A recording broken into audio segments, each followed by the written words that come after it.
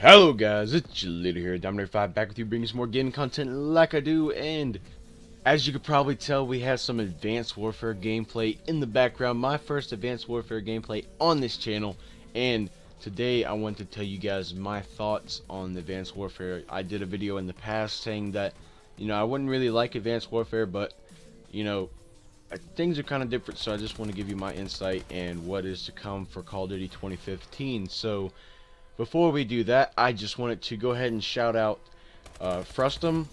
As I mentioned him in my last video, he is making the channel art for the clan channel. And if you're watching this on the clan channel, he's the one who made the GFX for this. So before we get into the video, I just wanted to say shout out to you, man. Thank you, and we're going to be partners. So if you have any GFX ideas or you want him to do anything for you, I extremely recommend him as a choice, so go ahead and go subscribe to his channel and go check him out, and welcome to Domination, man. So let's go ahead and kick off the video.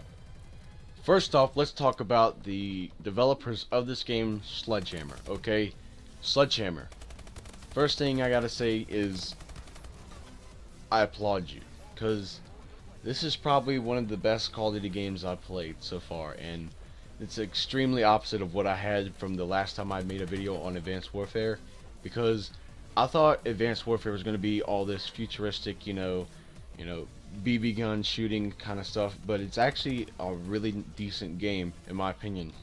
And I think it is also a really decent game in the community's opinion also, because if you look around, you don't really see that many complaints from Advanced Warfare. Everybody seems to enjoy Advanced Warfare 2 up to now. I mean, it's pretty much the peak of its lifespan right now, the game, because this is right about the time where the hype train gets going for the next Call of Duty. But they did a really good job of developing this game, and I just wanted to applaud them, because this is their first time developing a game by themselves. As you guys know, they developed NW3 with Infinity Ward, and NW3 was a pretty decent game. So Sledgehammer, way to go guys, you nailed it. Now, before we go on talking about Sledgehammer's success in the game, let's go ahead and get the flaws out of the way. Now, what are the flaws of this game? First off, it's still Call of Duty's basic engine with the game. You're always going to have those moments where on your screen it's going to look completely different, and on another person's screen it's going to look completely different. Sometimes you'll see in the kill cam where you shot the guy first, or you were shooting him as he was shooting you, and as you look at the kill cam and there's no bullets coming from your gun. And that's just part of the problem. Of the real big problem with Call of Duty this time around is the lag compensation. They had the same problem with MW3. At the beginning of the life cycle, it was really hard to play the game because of the lag compensation. Players, and if you don't know what lag compensation is, it's where another player who has a great really strong internet connection versus somebody who has a very poor internet connection, it kind of meets in the middle. It brings the top person's connection down and it brings the lower person's up, so that it would be equal, but it's still not equal, because in the end, most of the times the person with the lower connection gets the upper hand, because the stronger player is lagging and the lower player isn't lagging as much as they usually would. So that's just one of the problems that I had with multiplayer, was lag compensation. They had the same problem with MW3, like I said, and around this type of timeline in the year, when it starts peaking, the game peaks and the hype train starts up, that's when the connection kind of eases out, and it's pretty good for the rest of the year. But lag compensation, that's just one of the problems. So number dose, the campaign is pretty similar to the rest of the campaigns in Call of Duty. It's drawn out, you can already tell what's going to happen in the end. It's not really, it's kind of like everything else these days, it's predictable.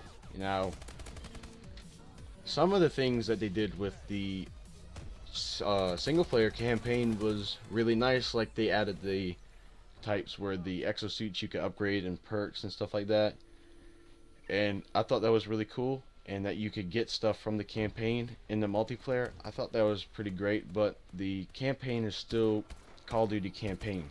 So yeah, those were really the only two problems that I mainly had. But number 3 was that the zombies was not in the game when it came out. This is a bad thing for the players, but it's a good thing for the developers, because now we're going to go ahead and start moving into the good things, is that they're gaining money off of people's stupidity. So that's like they have these camo packs, they have all these, you know, map packs and stuff like that that you need to pay for in order to play the game and make it, you know, a little bit better than what it is. And I personally find it stupid if you paid $2 for an extra camo and an emblem, because after a year you're not even going to be playing the game anymore. That's just excuse me there. That's just stupidity, and it's a good thing that Advanced Warfare is taking advantage of it, but it's kind of sad to see that some people still are sucked into the system where if I want to play the game, I gotta pay to play to satisfy my needs. And me, I'm satisfied with the game all around. I don't need any map packs. I haven't downloaded the zombies yet, which would probably be nice, but I really don't have the time and money to play zombies all that much. So yeah, but one thing they did right was that they marketed it right, and they did a lot of good things with the game that would bring in more money, and it's probably going to make the next game better, because they're going to have money to spend on the next game. So number 4, well actually this is number 2 for the good. So number 2 is that it's different, it's brand new, it's different, and I could keep saying that over and over, because that's the real part of the game that makes it really fun to play, is that it's new, it's different, and after you've been playing the same thing over and over and over, it's nice to change it up once in a while and play something different. So the exosuits really added another feature into the gameplay itself. It's another thing that you have to master in order to be good at the game, which is really good, because it's not just, you know, oh, I can shoot him better, I can get around the corner better, I can do this or that. It's, if you use the exosuit correctly, you can beat some of the best players in the game, which really makes it one of those, you know, skill-based games. And another thing that I saw that was really good that they did, this is number 3, is that they did the skill-based matchmaking.